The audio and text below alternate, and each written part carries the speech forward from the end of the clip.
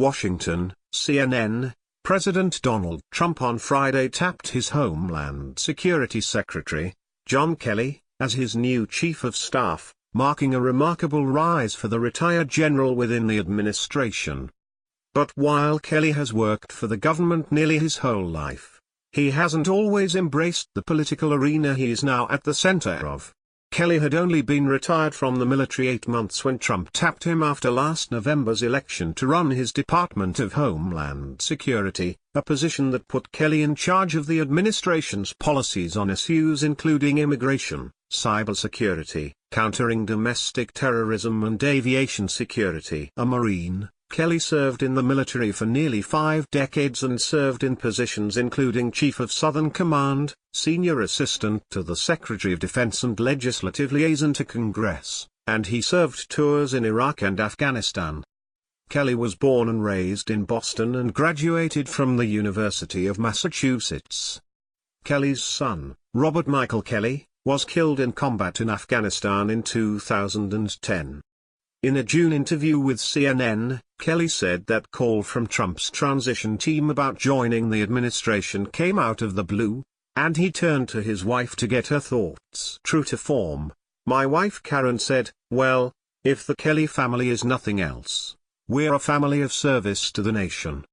And if they think they need you, then you've got to do it," Kelly recounted. Many Democrats joined Senate Republicans in confirming him to the position on an overwhelming basis, with 88 votes in favor. Kelly's friends and former colleagues describe him as a consummate Marine, loyal to his commander, his mission and his troops.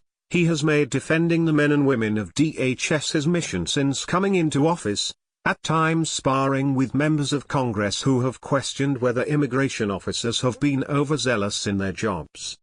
He has made praising the workforce a focus of many of his public speaking engagements, and often answers critical questions about administration policies by proclaiming his obligation to follow the law. Kelly served as a liaison to former Defense Secretary Leon Panetta, and he worked as a legislative assistant for the Marine Corps Commandant in the mid-2000s. But says he was not prepared to become the political lightning rod that his new position has made him. "What I never saw on the military side was the level of toxic kind of politics that are associated with what I do now," Kelly acknowledged in the June interview, repeating what he frequently tells members of Congress who criticize his actions: "If you don't like the laws, try to change them."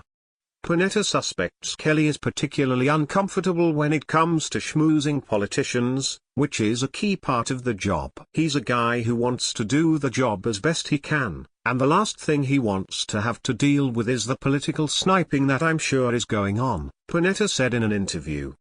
"It's probably not that comfortable for John, and it probably makes his job that much tougher because, again, this is a guy who has kind of a pretty straightforward approach to, this is my mission, and this is what I have to accomplish, and I haven't got time for the niceties of political chit-chat."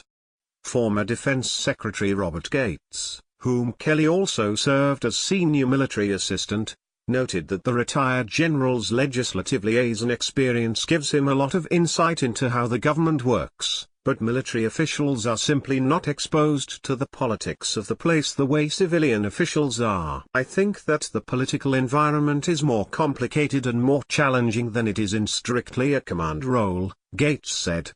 He has continued to have tense exchanges with the Congressional Hispanic Caucus, though they credit him for engaging, and has had a special interlocutor on the Senate side in California Senator Kamala Harris, a Democrat on the Homeland Security Committee in the upper chamber. Caucus Chairwoman Michelle Lujan Grisham, a Democrat from New Mexico, said while she gives DHS some credit for engaging, Kelly's temperament is a concern, and his admonition to lawmakers to shut up if they won't change the laws that his officers are sworn to enforce at a public event at George Washington University just 2 weeks after the Congressional Hispanic Caucus meeting was a step backward. "If you want to motivate Congress to do a better job, and we could and we should, don't tell them to shut up. That's not a very professional way to do it," Grisham said. Kelly acknowledges that when he took over DHS, his department was designed to be less responsive to Congress and the press, something he realized over time he should work to correct. I think maybe most administrations try to do this. There was an attempt to control absolutely the message, Kelly said, reflecting. So in the defense, I would say, of both the Congress and early on in the press, we did not have a forward-leaning posture. I want to talk to the press and the Hill about what my people do, and frankly, shame on us if someone like you writes an inaccurate story.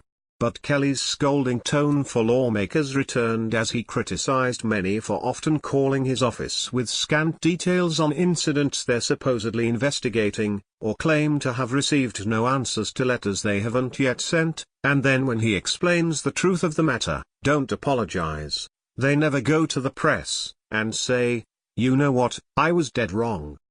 Kelly just gave me an explanation. Thank goodness we have CBP people that are doing this job, Kelly said. It's very frustrating. But that said, we have a sacred mission to protect the country and I'm proud of these people, and we'll protect them.